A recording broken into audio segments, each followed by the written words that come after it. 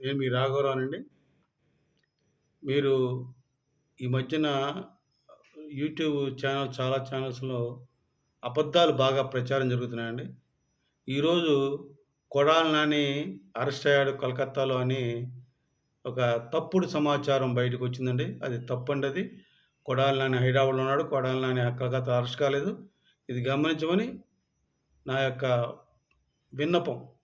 ఇలాగే కొన్ని తప్పుడు వార్తలను ప్రచారం చేసుకుంటూ పోతున్నారు. కొడాలి నాని హైదరాబాద్‌లో ఉన్నాడు. కొడాలి నాని అరెస్ట్ కాలేదు. ఎందుకు చేస్తారు ఈ తప్పుడు ప్రచారాలు? మీరు అర్థం చేసుకోగలరు. అలాగే ఆ 'హరిహర వీరమల్లు' కూడా సినిమా అప్పుడొస్తది, ఇప్పుడొస్తది ఏదేందో మాట్లాడుతున్నారు. ఇవన్నీ రూమర్స్ అండి. నిర్మాతలు చెప్పేదాకా ఎవరు ఏది విషయం కన్ఫర్మ్ చేసుకోకూడదు.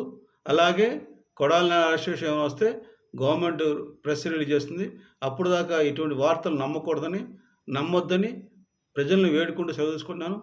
జై జనసేన, జై హింద్.